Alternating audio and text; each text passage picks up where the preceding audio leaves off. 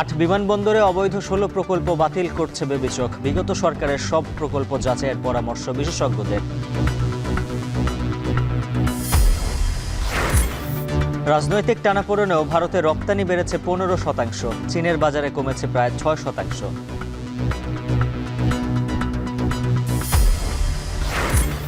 ফেব্রুয়ারির 3 দিবস ঘিরে বাড়ছে ফুলের চাহিদা। সাভারে ফলন ভালো হওয়ায় লাভের আশায় কৃষক।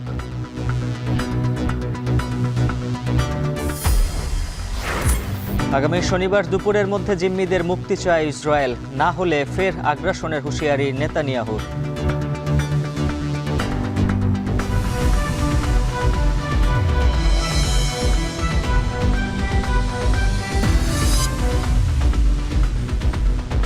স্বাগত এখন বাণিজ্যে। পুরো আয়োজনের সঙ্গে আছে আমি উজ্জ্বল হাফিজ। শেখ হাসিনা সরকারের আমলে অপরিকল্পিত অবৈধভাবে নেওয়া 16টি প্রকল্প বাতিলের উদ্যোগ নিয়েছে বেবিচক। অর্থ মন্ত্রণালয়ের বাধ্যবাধকতা, ডিপিডি না মানা এবং ফিজিবিলিটি স্টাডি করার প্রমাণ না পাওয়ায় প্রকল্পগুলোতে বাতিল করা হয়েছে, যার বাজেট প্রায় 300 কোটি টাকা। এভিয়েশন বিশেষজ্ঞরা বলছেন, ছোট প্রকল্পের পাশাপাশি গত 15 বছরে নেওয়া বড় প্রকল্পগুলো পুনর্মূল্যায়ন জরুরি। আরও জানাচ্ছেন নাইমা বীর। পতিত আওয়ামী লীগ সরকারের সময়ে গেল 16 বছরে দৃশ্যমান উন্নয়ন দেখাতেই দেশের 8 বিমানবন্দরে নেওয়া হয়েছিল 15টি প্রকল্প, যার বাজেট ধরা হয়েছিল প্রায় 32,000 কোটি টাকা। ধীরে ধীরে সেই প্রকল্পগুলোর গোমর ফাঁস হতে চলেছে। এসব প্রকল্পের মধ্যে সবচেয়ে বড় শাহজালাল আন্তর্জাতিক বিমানবন্দরের 3rd টার্মিনাল। ইতিমধ্যে এই টার্মিনাল নির্মাণে 4,000 কোটি টাকা লুটপাটের অভিযোগে অনুসন্ধানে নেমেছে দুর্নীতি দমন কমিশন। এছাড়াও শাহজালাল আন্তর্জাতিক বিমানবন্দরের রাডার কেনায় 200 কোটি, কক্সবাজার বিমানবন্দরের টার্মিনাল ও রানওয়ে প্রকল্পে 150 কোটি ও সিলেট আন্তর্জাতিক বিমানবন্দরের একটি প্রকল্পে 212 কোটি টাকা সহ মোট 812 কোটি টাকা দুর্নীতির 4টি মামলা করেছে দুদক। এমন অবস্থায় শেখ হাসিনা সরকারের আমলে অপরিকল্পিত ও অবৈধভাবে নেওয়া বিভিন্ন প্রকল্প বাতিলের উদ্যোগ নিয়েছে বেবিচক। এসব কাজে অর্থ মন্ত্রণালয়ের বাধ্যবাধকতা, ডিপিডি না মানা ও ফিজিবিলিটি স্টাডি করার প্রমাণ না পাওয়ায় এগুলো বাতিলের সিদ্ধান্ত নেওয়া হয়েছে, যার বাজেট প্রায় 300 কোটি টাকা। কিছু কিছু কাজ আমরা যেমন আগে নেওয়া হয়েছিল, অনেক কিছু কাজ নেওয়া হয়েছিল, যেগুলো আমাদের বর্তমান পরিপ্রেক্ষিত বিবেচনায় আমার কাছে মনে হচ্ছে কাজগুলো এখন না করলেও চলবে। তো ওরকম জরুরি প্রয়োজনীয়তা নাই কাজগুলোর, কিছু ডুপ্লিকেশন আছে, কিছু আইনগত সঠিকভাবে হয়নি বলে আমার কাছে মনে হয়েছে, যার জন্যে প্রভিশনালি আমি সেই কাজগুলো বন্ধ রেখে অপারেশনাল কাজগুলোকে অত্যন্ত গুরুত্ব দিচ্ছি এবং আমাদের অপারেশন সক্ষমতা বাড়ানোর জন্য চেষ্টা করে যাচ্ছি। উন্নয়ন প্রকল্পগুলোর মধ্যে আছে 3rd টার্মিনালের দক্ষিণ পাশে স্টেক হোল্ডারদের জন্য অফিস ভবন, চট্টগ্রাম শাহ আমানত বিমানবন্দরে 6 তলা আবাসিক ভবন, সিলেট ওসমানী বিমানবন্দরে সেন্ট্রাল স্টোর, কক্সবাজার বিমানবন্দরে ডি টাইপ কোয়ার্টার, বাগেরহাট খান জাহান আলী বিমানবন্দরে অফিস ভবন ও রেস্ট হাউস সহ মোট 16টি প্রকল্প। এভিয়েশন বিশেষজ্ঞরা বলছেন, ছোট ছোট প্রকল্পের পাশাপাশি গেল 15 বছরে নেওয়া বড় প্রকল্পগুলোকেও পুনর্মূল্যায়ন করা দরকার। 300 কোটি টাকা প্রকল্প বন্ধ করা হয়েছে বা হচ্ছে, এটা বড় কথা না, বড় হতে টোটাল রিভিউ হওয়া উচিত। আমি ঠিক কোনটা করব না করব, প্যাসেঞ্জারের কমফোর্ট আমাদেরকে দেখতে হবে, সরকারকে দেখতে হবে। কিন্তু আমার কাছে মনে হয়েছে যে আমরা তার আগে উচিত ছিল এই ফেসিলিটেট করা, যে একটা এয়ারপোর্টকে আমি কতক্ষণ ব্যবহার করব, কীভাবে ব্যবহার করব, কতগুলো এয়ারপোর্টের জন্য আমার রানের সার্ভিসটা কেমন হবে, সেই কাজ আমরা করাইনি। তো এই জায়গাটায় এখন যেহেতু সময় একটা প্রেক্ষাপট চেঞ্জ হয়েছে, যদি তারা মনে করেন আমাদের তারা রিভিউ করতে পারেন। নাইমা বীর, এখন, ঢাকা। রাজনৈতিক টানাপোড়েন আর কূটনৈতিক শিথিলতা চললেও বাংলাদেশ ভারত দ্বিপাক্ষিক বাণিজ্যে বইছে উল্টো হাওয়া।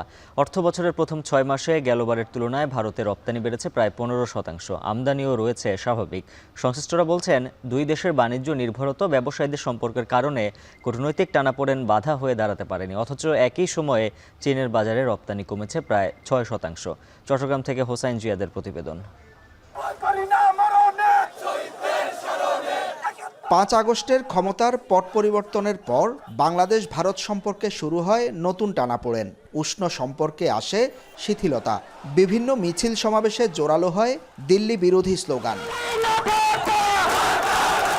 সীমান্তে দেখা দেয় উত্তেজনা, হয় সংঘর্ষ।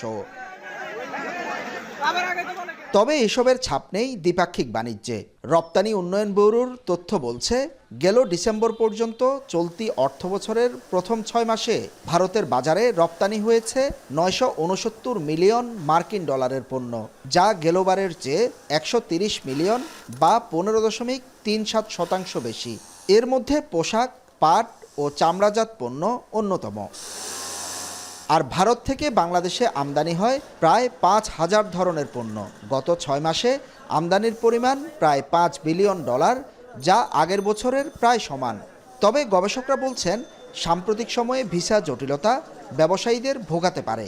ব্যবসায়ীদের কম্পিটিটিভ অ্যাডভান্টেজটা একটু কমে গেছে। যেমন আগে সে বিনা পয়সায় মানে 500 টাকা 1000 টাকা খরচ করে ভিসা নিয়ে ইন্ডিয়া যেয়ে ব্যবসা করতে পারতো, এখন আমি গত কয়েকদিন আগে শুনছি একটা ভিসা 30,000 টাকা পর্যন্ত খরচ করতেছে ওরা।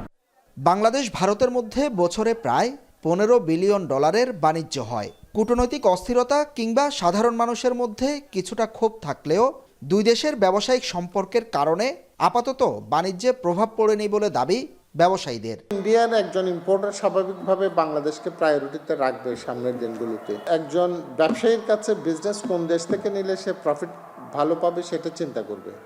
তো স্বাভাবিকভাবে কোনো কাস্টমারের প্রতি বাংলাদেশ থেকে নেওয়াতে তো বাধা কিছু নেই। অথচ চলতি অর্থবছরের প্রথম 6 মাসে চীনের বিশাল বাজারে বাংলাদেশের রপ্তানি মাত্র $356 মিলিয়ন, যা গেলবারের চেয়ে 6.7% কম। তবে সম্প্রতি যুক্তরাষ্ট্র চীনা পণ্যে নতুন করে করারোপ করায় তৈরি হয়েছে সম্ভাবনা। এরই মধ্যে অনেক চীনা ব্যবসায়ী বাংলাদেশে পোশাক তৈরি করে যুক্তরাষ্ট্রে রপ্তানির জন্য যোগাযোগ করছেন। বিগত সময়ে আপনার হিসাব অনুযায়ী বিজনেস একটু কমছে বলে মনে হচ্ছে। এটা সাময়িক বিজনেস। চায়নার যে সম্ভাবনা, যে ডোর ওপেন হয়েছে, আমরা মনে করি আমাদের একটা বড় বিজনেস বাংলাদেশে আসবে। বাজার গবেষকদের মতে, ভারত বাংলাদেশের যোগাযোগ সুবিধা ও কম দামে পণ্য পাওয়ায় বাণিজ্যের উপর তেমন প্রভাব পড়েনি। হুসাইন জিয়াদ, এখন চট্টগ্রাম। সারা দেশে যৌথ বাহিনীর বিশেষ অভিযান অপারেশন ডেভিল হান্টের ৪র্থ দিন চলছে। এর আগেও মঙ্গলবার দেশের বিভিন্ন জায়গা থেকে গ্রেফতার ও অস্ত্র উদ্ধার করেছে যৌথ বাহিনী। রাতে নোয়াখালীর 9টি উপজেলায় অভিযান চালিয়ে যৌথ বাহিনী এতে শীর্ষস্থানীয় সন্ত্রাসীসহ মোট 18 জনকে গ্রেফতার করা হয়। একই সময় অভিযানে ময়মনসিংহ থেকে 22 জনকে আটক করেছে যৌথ বাহিনী। বরিশালে গত 24 ঘন্টায় 4 জনকে আটক করা হয়েছে। এছাড়া গাজীপুরে 40, টাঙ্গাইলে 15, ঝালকাঠিতে 2 জনকে আটক করা হয়। অপারেশন ডেভিল হান্টের 4 দিনে এখন পর্যন্ত 1879 জনকে আটক করা হয়েছে।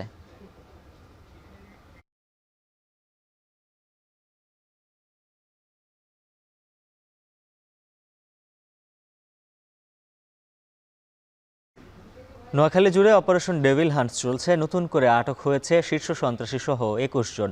বিস্তারিত জানাতে যুক্ত আছেন সহকর্মী নাসিম শুভ। আর শুভ, জানাবেন অপারেশন ডেভিল হান্টে নতুন করে কয়জনকে আটক করা হলো?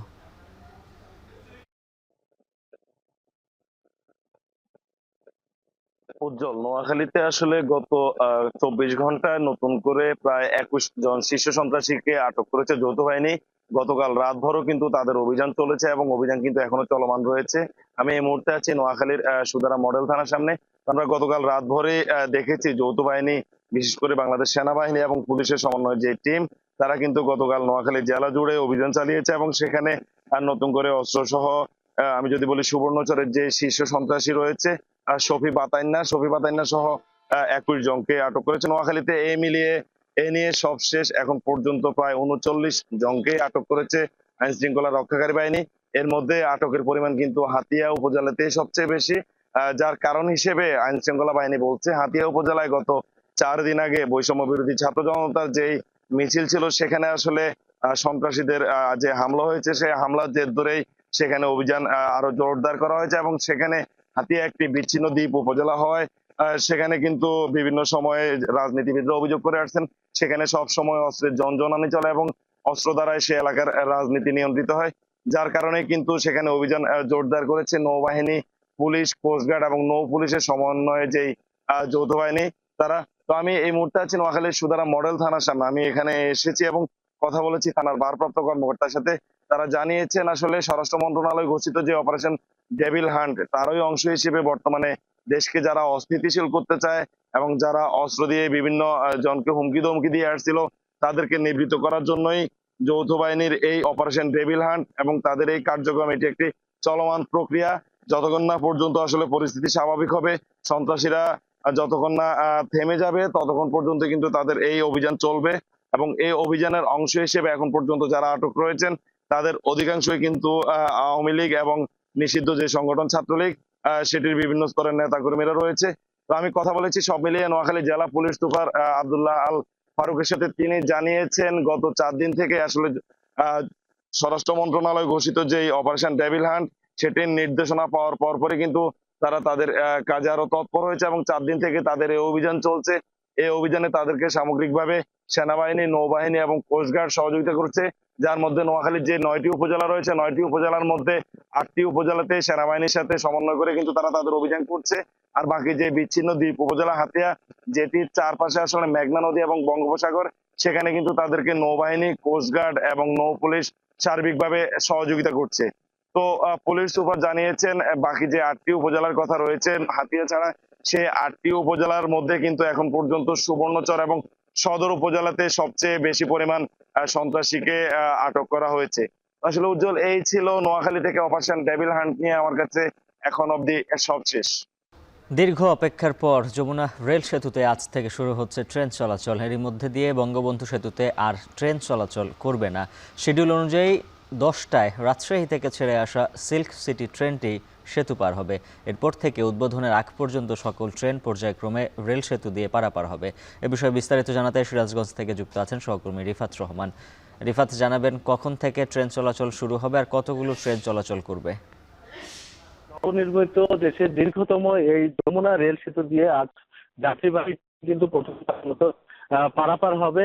শিডিউল অনুযায়ী 10টা 25 কিন্তু সিল্ক সিটি যে ট্রেনটি রয়েছে রাজশাহী থেকে ছেড়ে আসবে এবং 10টা 25 কিন্তু এই যমুনা রেল সেতু পারাপার হওয়ার কথা কিন্তু আমাদেরকে জানিয়েছে প্রকল্প সংশ্লিষ্টরা। ইতিমধ্যেই কিন্তু এই যে রেল সেতুটি, সেটি কিন্তু ট্রেন পারাপারের জন্য যারা প্রকল্প সংশ্লিষ্টরা রয়েছে তারা সবকিছু পরীক্ষা নিরীক্ষা শেষে কিন্তু তারা প্রস্তুত রয়েছে বলে আমাদেরকে তারা কিন্তু জানিয়েছেন। আপনাকে জানিয়ে রাখি যে এই যে ভাবে হলেও উদ্বোধনের আগে পর্যন্ত কিন্তু সকল ট্রেনই কিন্তু এই রেল সেতু দিয়ে পারাপার হবে এবং যে কারণে আজ থেকে কিন্তু এই যে যমুনা সেতু রয়েছে সেটি দিয়ে কিন্তু এই যে ট্রেন চলাচল সেটি কিন্তু আজ থেকে বন্ধ হয়ে যাচ্ছে। অর্থাৎ কিছুক্ষণ আগে আমরা দেখেছি যে 10টার সময় কিন্তু রাজশাহী থেকে ছেড়ে এসে এই যমুনা সেতু দিয়ে করেছে। এর মধ্যে দিয়ে কিন্তু এই যে যমুনা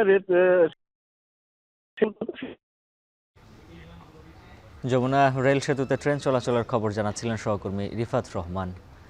পহেলা ফাল্গুন বিশ্ব ভালোবাসা ও আন্তর্জাতিক মাতৃভাষা দিবসকে ঘিরে নানা ফুলে হেসে উঠেছে সাভারের গোলাপগ্রাম বিরুলিয়া। বিশেষ এই দিনগুলোতে বেড়ে যায় ফুলের চাহিদা, ফলে উৎপাদন থেকে শুরু করে বাড়ে বিপণনও। গেল বছরের তুলনায় এবার ফলন ভালো হওয়ায় ভালো বিক্রির আশা করছেন কৃষকরা। হুমায়ুন কবিরের প্রতিবেদনে থাকছে বিস্তারিত। দেশের ফুলের বাজারের অন্যতম বৃহৎ সরবরাহকারী বিরুলিয়ার গোলাপগ্রাম। ফুলের বাগান পরিচর্যায় দিনরাত ব্যস্ত সময় পার করছেন চাষিরা। বিশ্ব ভালোবাসা দিবস, 21শে ফেব্রুয়ারি সহ বিশেষ দিনগুলোতে ফুলের বাড়তি চাহিদা ঘিরেই তাদের এই কর্মযজ্ঞ। গত বছর রোগবালাইয়ের কারণে ফলন কিছুটা কম হলেও এবার বেশ ভালো। আবহাওয়া ভালো থাকায় ফলন বাড়তি বলে জানান চাষিরা। এরই মধ্যে বাগানগুলোতে দেশের বিভিন্ন স্থান থেকে ব্যবসায়ী ও দর্শনার্থীরা ভিড় করছেন। প্রকৃতির ছোঁয়া, গোলাপ, সে সব মিলে একসাথে অনেক ভালো লেগেছে। ফ্রেন্ড সাইকেল বলছে এরকম এক জায়গা আছে, তোমরা ঘুরো, ভালো লাগবে। আমি আমার আম্মুর সাথে ঘুরতে এসেছি, তো আমার গোলাপ বাগানে এসে অনেক ভালো লাগছে। উৎপাদন ভালো হলেও দাম কিছুটা কম বলে জানান কৃষকরা। কৃষি অধিদপ্তর বলছে রোগবালাই মুক্ত রাখতে কৃষকদের নিয়মিত পরামর্শ দিয়ে আসছেন তারা। এখন বর্তমানে এরকম যদি মনে করেন পূর্ববর্তীতে বিঘা যায় তাহলে মোটামুটি ভালো লাভবান ইনশাল্লাহ। আমরা এখানে আছে আমার 1.5 বিঘা মোটামুটি আলহামদুলিল্লাহ খাইলে আমার খুব ভালোই চলে, কিন্তু এবার ফলন বেশি, দাম কম।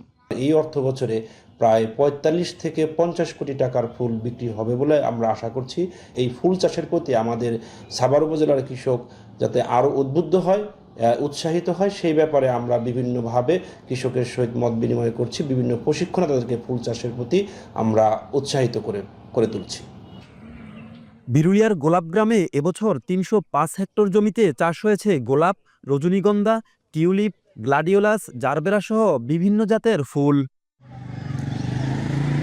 গেলবারের তুলনায় এবার সাভারের গোলাপ গ্রামে গোলাপের ফলন হয়েছে বেশ। কৃষকরা বলছেন একদিকে সারের দাম এবং কীটনাশকের দাম বৃদ্ধি, অন্যদিকে এবার অন্যান্য বছরের তুলনায় গোলাপের দাম কিছুটা কম হওয়ায় খুব একটা লাভের মুখ দেখছেন না তারা। হুমায়ুন কবির, এখন, সাভার। হবিগঞ্জ শহরের বাইপাসে সড়ক ও জনপথ বিভাগের জায়গা দখলের হিড়িক পড়েছে। এরই মধ্যে সড়কের পার্শ্ববর্তী খাল ভরাট করে ফেলেছে কয়েকটি প্রতিষ্ঠান। এতে পানি নিষ্কাশন বন্ধ হয়ে গেছে, যাতে আগামী বর্ষা মৌসুমে ভয়াবহ জলাবদ্ধতার শঙ্কা করছেন শহরবাসী। হবিগঞ্জ থেকে আরও জানাচ্ছেন কাজল সরকার। হবিগঞ্জ শহরের বাইপাসে সড়ক ও জনপথ বিভাগের খাল ভরাট করেছে কুইন মেরি হাসপাতাল। শেখ হাসিনা সরকারের পতনের পর রাজনৈতিক প্রভাব খাটিয়ে প্রতিষ্ঠানের চেয়ারম্যান, পৌর জাসাজ সভাপতি জায়গা দখল করে তৈরি করেছেন প্রবেশপথ। একইভাবে সরকারি খাল ভরাট করেছেন প্রভাবশালীরা। স্থানীয়দের অভিযোগ, রাজনৈতিক প্রভাব আর সড়ক বিভাগের উদাসীনতায় ব্যাহত হচ্ছে সরকারি সম্পদ। খাল দখল হওয়ায় বৃষ্টির মৌসুমে ভয়াবহ জলাবদ্ধতায় ভোগান্তিতে পড়বে স্থানীয়রা। খাল বন্ধ করে দিচ্ছে, পানি যাওয়ার নিষ্কাশন নাই, এদিকে কোনো খালেরই নাই। রাস্তাঘাট বানাইয়া মানে জায়গা বইরা শহরের পানি যাওয়ার কোনো রাস্তাই নাই। পরিবেশ কর্মীরা বলছেন, অবৈধ দখল আর খাল ভরাটে ক্ষতিগ্রস্ত হচ্ছে পরিবেশ। একই সঙ্গে দ্রুত সময়ে অবৈধ দখল কমাতে না পারলে সরকারি সম্পদের ক্ষতি হবে বলছেন তারা। বৃষ্টি মৌসুমে সামান্য বৃষ্টিপাত হলে যে শহরের যে পানি নিষ্কাশন হতো বাইপাস সড়কের খালের মাধ্যমে যে হাওড়ে গিয়ে পড়তো, যে নিম্নাঞ্চলে যেত, সেই পানিগুলো যাওয়া নিষ্কাশন হওয়া বাধাগ্রস্ত হচ্ছে। এতে করে শহরের জলাবদ্ধতা এবং কৃত্রিম বন্যা দেখা দেয়। আমাদের বাইপাস সড়কের দুই পাশে বেশ প্রশস্ত এবং বেশ লম্বা খাল ছিল। তখন এই দুই খালই ছিল পানি যাওয়ার রাস্তা, কিন্তু আমাদের এই দুর্ভাগ্য যে সেটা হয় নাই। আবার সেই জায়গাগুলো প্রভাবশালী যারা, বিশেষ করে প্রভাবশালীরাই, তারা তাদের ইচ্ছা মতো দখল করছে। যদিও কুইন মেরি হাসপাতাল কর্তৃপক্ষ বলছে সড়ক বিভাগের অনুমতি এবং নিয়মনীতি মেনেই জায়গাটি ভরাট করা হয়েছে। তবে সড়ক বিভাগ বলছে হাসপাতাল কর্তৃপক্ষকে নোটিশ দেওয়ার পরও মাটি অপসারণ করেনি তারা। এ ব্যাপারে অবৈধ দখল উচ্ছেদে শিগগিরই উদ্যোগ নেওয়া হবে। এখানে আমরা ভরাট করিনি, এটা ভরাটই ছিল, বুড়ো জমি ছিল, ঠিক আছে। এটা আপনার এই ডকুমেন্টসে পশ্চাতে আমরা সাবমিট করছি, এটা বুড়ো জমি।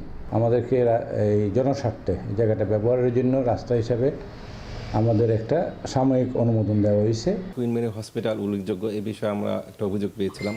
তো সেই অভিযোগের প্রেক্ষিতে আমরা তদন্ত করে যাচাই করে পরে দেখেছি যে এটি সত্যি তারা মাটি ভরাট করেছিল। তবে আমরা সেক্ষেত্রে তাদেরকে আমরা নোটিশ ইস্যু করেছি 10 দিনের মধ্যে মাটি অপসারণ করার জন্য, কিন্তু 10 দিন অতিবাহিত হওয়ার পরও তারা অপসারণ করেনি। তো এর মধ্যে তারা আমাদেরকে মৌখিকভাবে জানিয়েছে যে তারা খুব শীঘ্রই একটি দরখাস্ত আবেদন করবেন যে তাদের আক্রোশ সড়কের জন্য। 2019 সালে বাইপাস সড়কে অবৈধ স্থাপনা উচ্ছেদ করেছিল জেলা প্রশাসন। শিগগিরই আবারও বেদখল জায়গা পুনরুদ্ধারের দাবি স্থানীয়দের। কাজল সরকার, এখন হবিগঞ্জ। সৈয়দপুরে বোতলজাত সয়াবিন তেলের তীব্র সংকট দেখা দিয়েছে। বেশি দাম দিয়েও পাওয়া যাচ্ছে না তেল।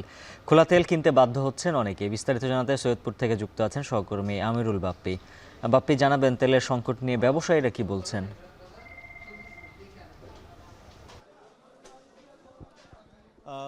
উজ্জ্বল, সৈয়দপুরের যে মুদি বাজার আছে এবং এই মুদি বাজারে যারা বিক্রেতা আছেন তারা বলছেন যে ডিলারদের কাছ থেকে তারা একেবারেই তেল পাচ্ছেন না, এবং যদি তেল পেতে হচ্ছে তাহলে তাদেরকে বিভিন্ন শর্ত দিয়ে তেল নিতে হচ্ছে। যেমন সেই শর্তগুলোর মধ্যে হচ্ছে যে 1 কার্টুন তেল নিতে গেলে সমপরিমাণ আটা নিতে হয়, সমপরিমাণ চিনি গুঁড়া চাল নিতে হয়।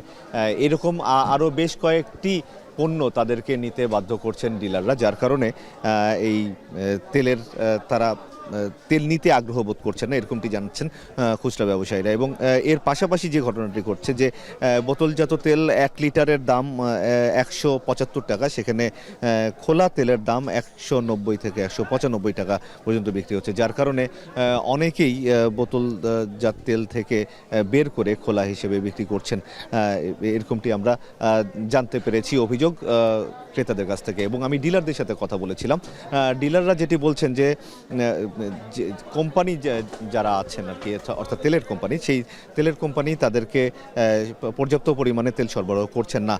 যে ডিও লেটার অর্থাৎ চাহিদাপত্র যেটি দিচ্ছেন এখানকার ডিলাররা, সেই চাহিদাপত্র থেকেও অর্ধেক তেল সরবরাহ করছেন, তাও 15 দিন বা 20 দিন পর পর, যার কারণে তেলের যে সংকট, যে চাহিদার প্রেক্ষিতে যে যোগান থাকার কথা, সেই যোগানের সংকট দেখা দিয়েছে বলে আমাদেরকে জানাচ্ছেন ডিলাররা, এবং সেটিও অনেক বেশি দাম দিয়ে কিনতে হচ্ছে। এবং যারা এখানে খুচরা ব্যবসায়ী আছেন তারা বলছেন যে কিছু কিছু ক্ষেত্রে তেলের গায়ে, বোতলের গায়ে যে মূল্য লেখা আছে সেই মূল্যের থেকে বেশি দামে তারা কিনতে বাধ্য হচ্ছেন যদি তারা কিনতে চান। এই জন্য খুচরা ব্যবসায়ীরা তাদের দোকানে তেল রাখা এক প্রকার বন্ধই করে দিয়েছেন।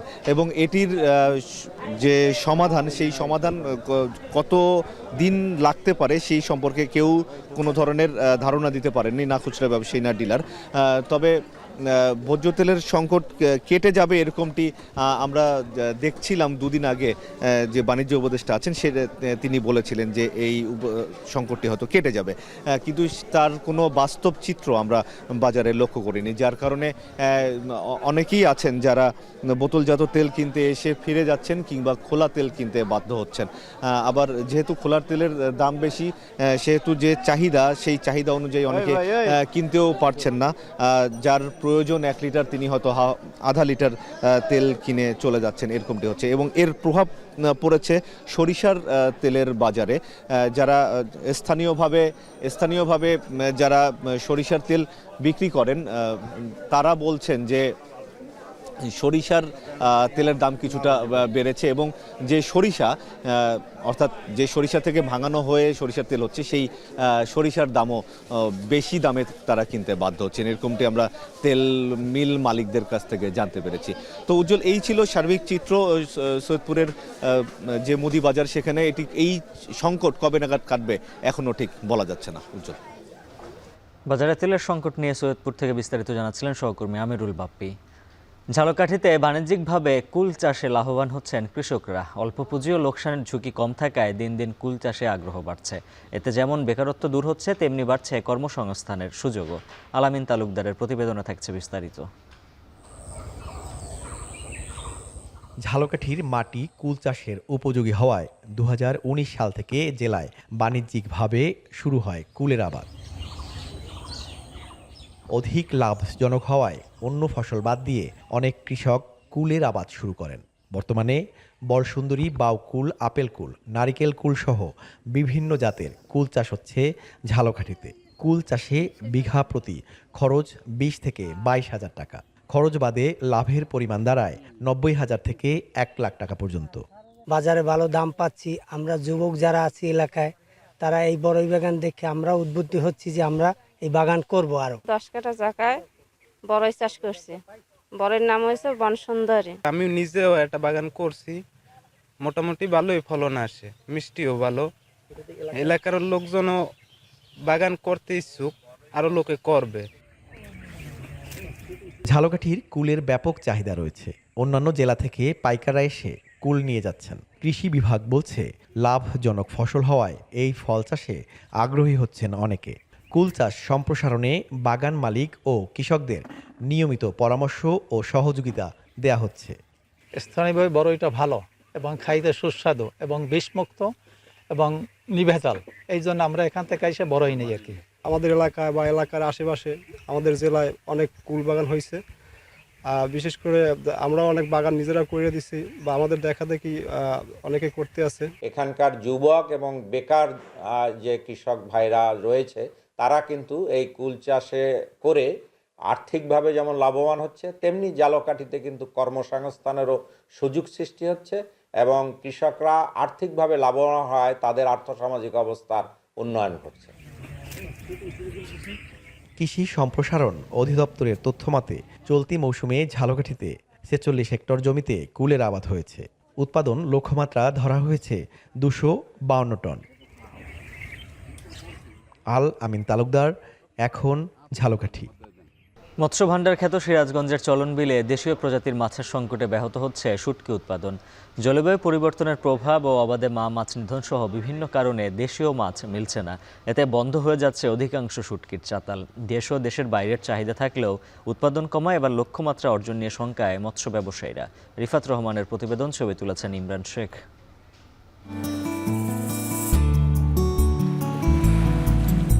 চলন বিলকে বলা হয় মৎস্য ভাণ্ডার। এই বিলের দেশীয় মাছের সুনাম দেশ জুড়ে। মিঠা পানির এসব মাছের শুটকি উৎপাদন করে জীবিকা নির্বাহ করে স্থানীয় কয়েকশো মানুষ। চলন বিল অধ্যুষিত সিরাজগঞ্জের মহেশলুটি, উল্লাপাড়া সহ বিভিন্ন এলাকায় গড়ে উঠেছে অর্ধশত শুটকির চাতাল। বিভিন্ন আড়ত আর জেলেদের থেকে পুঁটি, ট্যাংরা, খলসা, টাকি, চান্দা, বোয়াল সহ নানা প্রজাতির মাছ সংগ্রহ করে শুটকি উৎপাদন হয়। আকার ও প্রকারভেদে প্রতি কেজি বিক্রি হয় ২০০ থেকে ১০০০ টাকা পর্যন্ত। আমরা এই মালগুলি আমরা ১৮০, ১৭০, ২৮০ এই দামে মালগুলি কিনতেছি। কাঁচা মাছ কম থাকার কারণে অনেক দামে মাছ কিনতে হচ্ছে, সেই তুলনায় বাজারে আমরা পাচ্ছি না। সাম পাইছে প্রসেস করিয়া ছোটগনি ধোয়া হয় আর বড়গনি লবণ দিয়ে লাইরে দেওয়া হয়। সিরাজগঞ্জের শুটকির চাহিদা রয়েছে দেশ বিদেশে। তবে নিষিদ্ধ জাল দিয়ে মাছ নিধন করায় চলন বিলে মাছের উৎপাদন কমেছে। এতে ব্যাহত হচ্ছে শুটকির উৎপাদনও। লোকসানে ব্যবসা গুটিয়ে নিচ্ছেন অনেক ব্যবসায়ী। বন্ধ হচ্ছে বেশিরভাগ চাতাল। সৈয়দপুর যায়, ইন্ডিয়া যায়, অনেক জায়গায় যায়, বাংলাদেশের বিভিন্ন জায়গায় যায়, বিদেশেও যায়। এখন আমরা যার কাছে দিই হারা আপনার কিনেলে অন্য জায়গায় দেয়। ভারতে যে মাছটা যায় এক লাইন গেট করে দিলে আমরা হয়তো কয়টা কামাই করতে পারবো। মৎস্য বিভাগ বলছে মাছের উৎপাদন বাড়াতে অভয়শ্রম তৈরি সহ নানা পরিকল্পনা নেওয়া হচ্ছে। পাশাপাশি সহায়তা করা হচ্ছে শুটকি ব্যবসায়ীদের। চলন বিলকে কেন্দ্র করে, চলন বিল সহ পার্শ্ববর্তী কিছু বিলকে কেন্দ্র করে মৎস্য অধিদপ্তরের মাধ্যমে একটি প্রকল্প গ্রহণের উদ্যোগ গ্রহণ করা হয়েছে। এই প্রকল্পটা বাস্তবায়ন হলে আশা করা যায় অনেকাংশেই এই দেশীয় প্রজাতির মাছের যে প্রাচুর্যতা আবার ফিরে আসবে। চলতি মৌসুমে সিরাজগঞ্জে ৩৫০ টন শুটকি উৎপাদনের লক্ষ্যমাত্রা রয়েছে, যার আনুমানিক বাজার মূল্য ১০ কোটি টাকা। রিফাত রহমান, এখন সিরাজগঞ্জ। বগুড়ায় শুরু হয়েছে ঐতিহ্যবাহী পোড়াদহ মাছের মেলা। জেলার গাবতলী উপজেলার এই মেলায় ভোর থেকে শুরু হয়েছে মাছ কেনাবেচা। বিস্তারিত জানাতে যুক্ত আছেন সহকর্মী রাজীব সেলিম। রাজীব, জানাবেন মেলায় জামাই মেলার প্রধান আকর্ষণগুলো কি রয়েছে আর আয়োজন কেমন দেখছেন?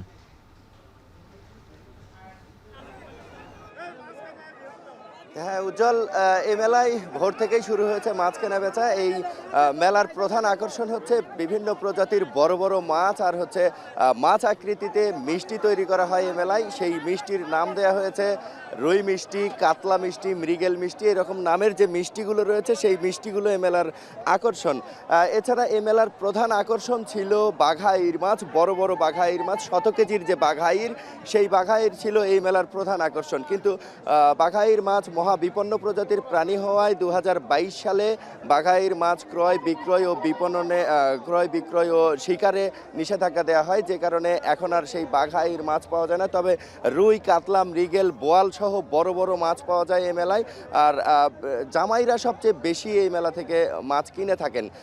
দীর্ঘদিন ধরে এই মেলা এই অঞ্চলে হয়ে আসছে। এটি উত্তরবঙ্গের, যদি বলি উত্তরবঙ্গের লোকজ মেলাগুলোর মধ্যে সবচেয়ে বড় একটি মেলা। বগুড়ার গাবতলী উপজেলার পোড়াদহ নামক স্থানে এই মেলাটি বসে। পোড়াদহের নাম অনুসারে এই মেলার নাম হয়েছে পোড়াদহ মেলা।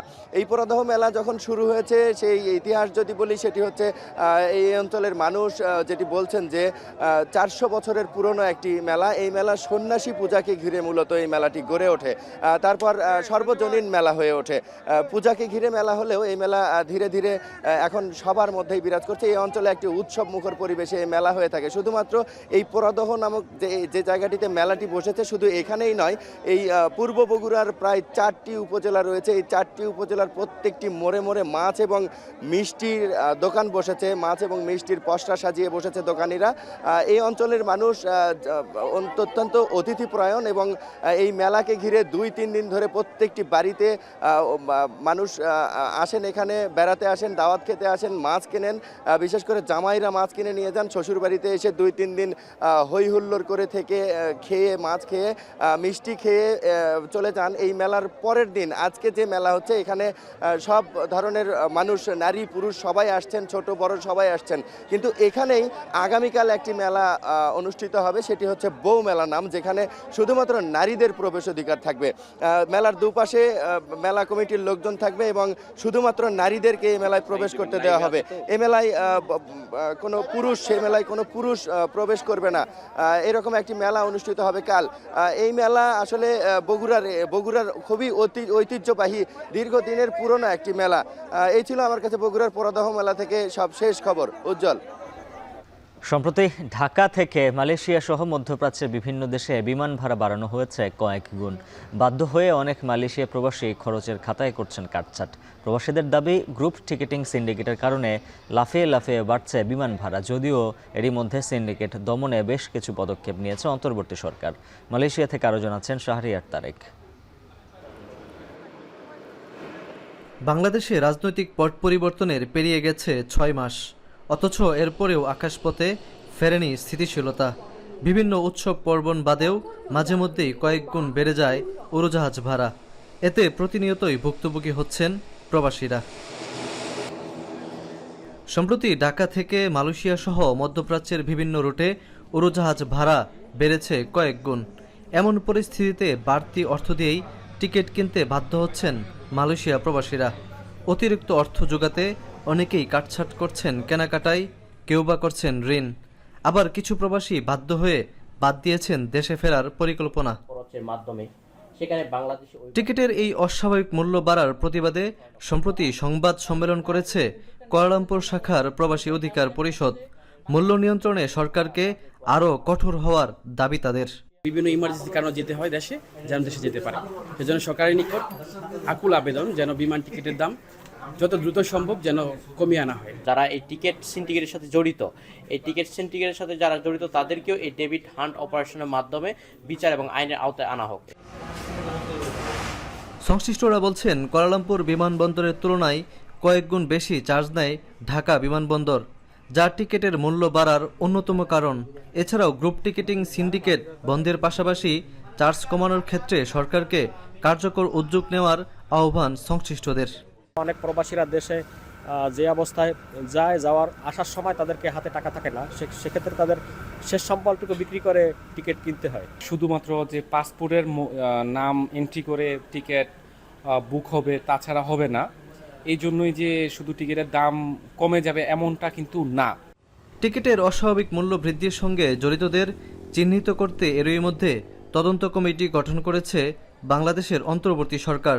এছাড়াও যাত্রীর নাম, পাসপোর্ট কপি ও নম্বর ছাড়া যাতে টিকিট বুকিং করা না যায় সেজন্য ব্যবস্থা নিতেও সংশ্লিষ্টদের নির্দেশ দেওয়া হয়েছে। শাহরিয়ার তারেক, এখন মালয়েশিয়া। আগামী শনিবারের দুপুরের মধ্যে হামাস বাকি জিম্মিদের মুক্তি না দিলে গাজায় আবারও আগ্রাসন শুরু হুঁশিয়ারি দিয়েছেন ইসরায়েলি প্রধানমন্ত্রী বেনিয়ামিন নেতানিয়াহু।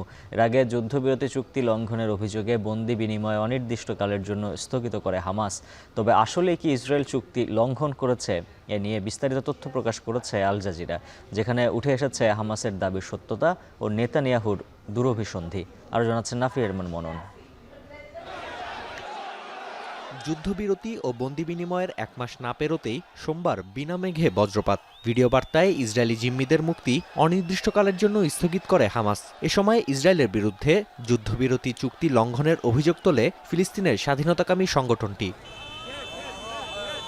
জানানো হয়, উপত্যকার উত্তরে ফেরার পথে ফিলিস্তিনিদের ওপর গোলাবর্ষণ করেছে আইডিএফ। পাশাপাশি মানবিক সহায়তার বহরে দেয়া হচ্ছে বাধা। হামাসের দাবির সত্যতা নিয়ে প্রতিবেদন প্রকাশ করেছে আল জাজিরা। কাতার ভিত্তিক সংবাদ মাধ্যমটির দাবি, যুদ্ধবিরতির পরেও প্রতিদিনই হত্যা করা হচ্ছে উপত্যকার ফিলিস্তিনিদের। প্রথম ধাপের যুদ্ধবিরতিতে উপত্যকায় 12,000 ট্রাক পৌঁছানোর কথা, তবে পৌঁছেছে মাত্র 8,500 ট্রাক। 2 লাখ তাঁবু সরবরাহের কথা থাকলেও এসেছে মাত্র 10%। এমনকি প্রতিশ্রুত 60,000 ভ্রাম্যমাণ আবাস তৈরির কোনো চিহ্নও নেই। প্রতিদিন 50 জন করে 1000 গুরুতর আহত ফিলিস্তিনিকে চিকিৎসার জন্য অন্য দেশে পাঠানোর চুক্তিতে সম্মতি দেয় ইসরায়েল। তবে গাজার স্বাস্থ্য মন্ত্রণালয়ের তথ্য বলছে, এ কয়েকদিনে চিকিৎসা নিতে দেশ ছাড়তে পেরেছেন মাত্র 120 জন, অর্থাৎ প্রতিটি চুক্তি ভঙ্গ করেছে ইসরায়েল। হামাস জানিয়েছে, চুক্তি মানার বিষয়ে ইসরায়েলের পক্ষ থেকে সম্মতি পেলে আবারও শুরু হবে বন্দি বিনিময়। ইচ্ছাকৃতভাবে 6ষ্ঠ দফায় নির্ধারিত জিম্মিদের মুক্তির 5 দিন আগেই বিনিময় স্থগিত করা হয়েছে বলে জানায় হামাস। এতে করে মধ্যস্থতাকারীদের সঙ্গে সমঝোতা করতে সময় পাবে ইসরায়েল। ফিলিস্তিনি কূটনীতিকদের শঙ্কা, হামাসের সিদ্ধান্তকে পুঁজি করে আবারও যুদ্ধ শুরুর ঘোষণা দিতে পারেন Netanyahu. They have detained more than 580 Palestinians in the West Bank, despite the fact that they had to release few hundreds. So the situation is very clear. Netanyahu wants to find any pretext to actually not go ahead with the ceasefire agreement. ইতোমধ্যে গাজায় আবারও সামরিক অভিযান শুরুর দাবি কট্টর ডানপন্থী ইহুদিদের। অন্যদিকে হামাসের দাবি মেনে নিতে প্রধানমন্ত্রীর ওপর চাপ দিচ্ছেন জিম্মিদের স্বজনেরা। এমন পরিস্থিতিতে বল এখন ইসরায়েলের কোর্টে বলে মনে করছেন বিশেষজ্ঞরা। নাফিয়া আরমান মনন, এখন বিশ্ব। সরকারের বেঁধে দেওয়া সময়ও যেন পাত্তা পায় না দুবার রাজশাহীর কর্ণধার শফিকুর রহমানের কাছে। 10 ফেব্রুয়ারির মধ্যে ক্রিকেটারদের 75% পারিশ্রমিক পরিশোধের কথা থাকলেও এখন পর্যন্ত 50% অর্থ বুঝে পাননি অধিকাংশ ক্রিকেটার। এমনকি দলের ম্যানেজার ও জাতীয় দলের সাবেক ক্রিকেটার মেহরাব হোসেন অপি পেয়েছেন পারিশ্রমিকের মাত্র 25%। বিস্তারিত জানাচ্ছেন রেদওয়ান শাওন।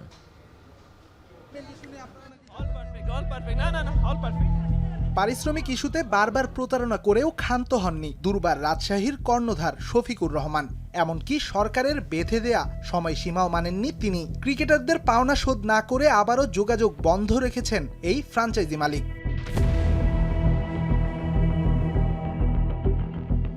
পারিশ্রমিক ইস্যুতে রাজশাহীর কর্মকাণ্ড ইতিমধ্যে দেশের ক্রিকেটে এঁকেছে কলঙ্কের দাগ। টাকা না পেয়ে ক্রিকেটারদের অনুশীলন বর্জন কিংবা ম্যাচ না খেলার ঘটনাও আলোচনা জমিয়েছে বিশ্ব ক্রিকেটে।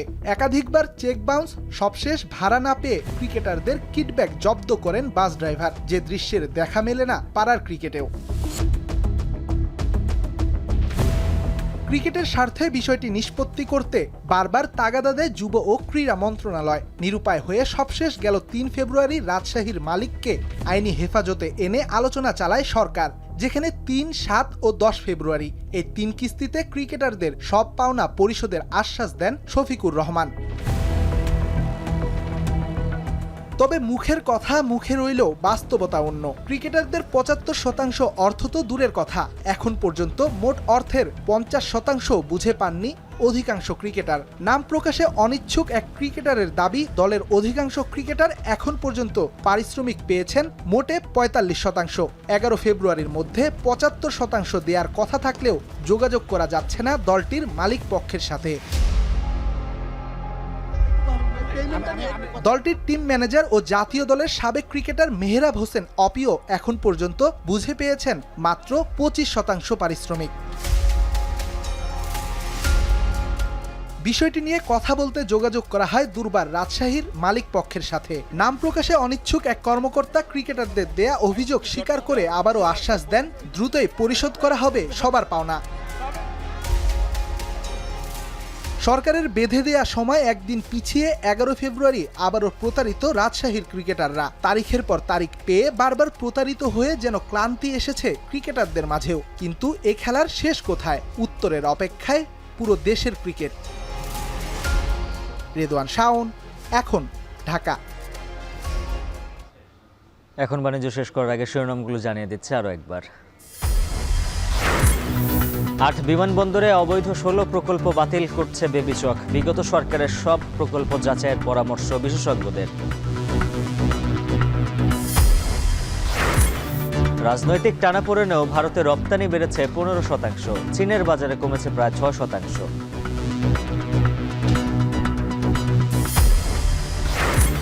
ফেব্রুয়ারির 3 দিবস ঘিরে বাড়ছে ফুলের চাহিদা। সাভারে ফলন ভালো হওয়ায় লাভের আশায় কৃষক।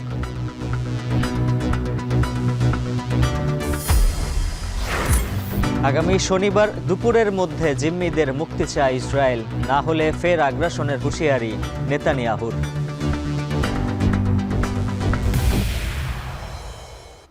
আর এ ছিল এখন বাণিজ্যের আয়োজনের সঙ্গে থাকার জন্য ধন্যবাদ সবাইকে।